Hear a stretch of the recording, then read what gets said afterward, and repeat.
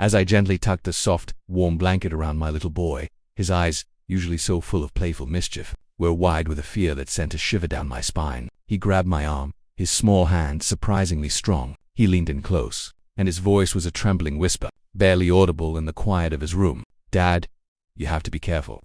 There's a monster under my bed." A soft, reassuring smile spread across my face. It was just a classic childhood fear, a rite of passage for every kid. The monster under the bed. I remember having the same fear when I was his age, convinced a shadowy creature with long claws lived just inches below my mattress. "Oh, is there now?"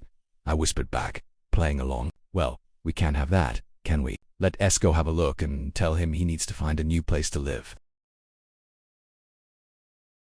To humor him, and maybe to chase away the last of his bedtime anxieties, I knelt down on the fluffy carpet. The room was dim, lit only by the soft glow of his dinosaur nightlight, which cast long, dancing shadows across the walls. I leaned over, my cheek almost touching the floor, and peered into the darkness underneath his bed. I expected to see nothing but a few lost socks, maybe a forgotten toy car and a whole lot of dust bunnies. I was ready to pop back up with a big, theatrical sigh of relief and declare the coast clear, but my breath caught in my throat. My heart hammered against my ribs like a trapped bird. My playful smile vanished, replaced by a mask of pure, cold dread, because there, huddled in the deeper shadows, was a child, another child, and he looked exactly like my son. The same messy brown hair, the same big, terrified blue eyes, even the same little freckle on his left cheek. He was staring straight back at me from the oppressive darkness, his small body shaking uncontrollably. A primal fear, a fear I had never known before, washed over me. It was an icy wave that seemed to freeze my very soul.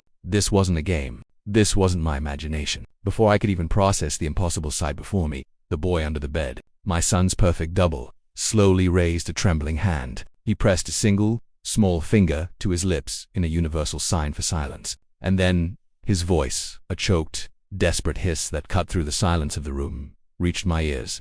"Dad, there's someone lying on top of my bed right now." Time seemed to stop. The air grew thick and heavy, and the gentle hum of the house faded into an unnerving silence. My mind reeled, trying to make sense of the two conflicting realities presented to me. Above me, on the bed, my son was tucked in, his voice still echoing in my memory. And below me, in the shadows, was the same boy, his face a canvas of sheer terror, warning me about an imposter. Who was my son, and what was lying in his bed? My gaze darted back up, towards the figure tucked under the blanket, the one I had just kissed goodnight.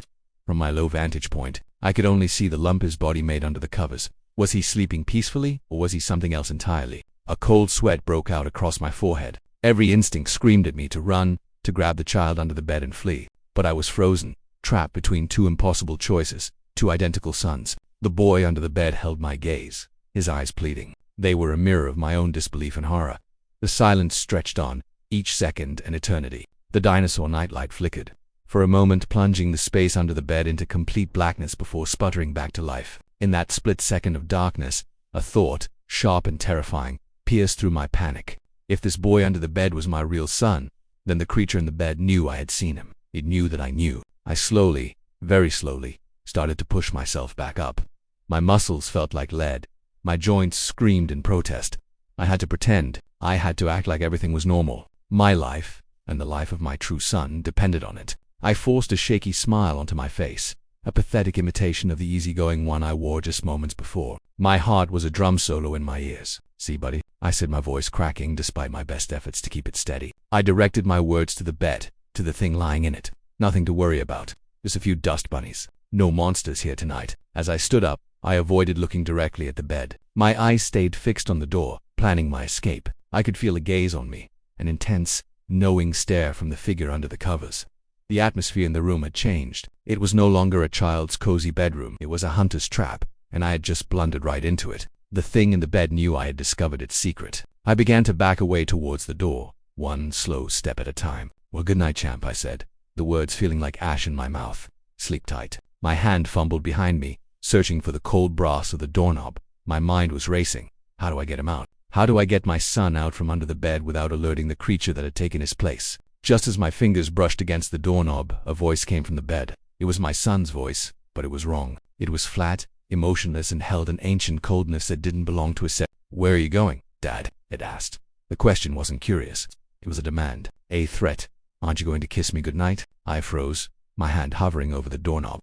I turned my head slowly, my neck stiff. The figure in the bed was sitting up. In the dim light, I could see its shape, its silhouette identical to my son's. But its eyes were not my son's. They glowed faintly in the gloom, 2 pinpricks of malevolent light, and it was smiling. It wasn't my son's innocent, toothy grin. It was a wide, thin-lipped smile that was utterly, terrifyingly inhuman. The world seemed to tilt on its axis. The quiet suburban house, my safe haven, had become a nightmare realm. The monster wasn't under the bed. The monster was in it, and it was wearing my son's face. I knew in that moment that I was in a fight for my child's life, a fight against a creature from a place darker than any shadow under the bed, and I had no idea how I was going to win. The smiling thing patted the space on the bed next to it. "Come on, Dad," it cooed its voice, a perfect mimicry of my son's, but laced with a chilling possession. "Don't you love me?"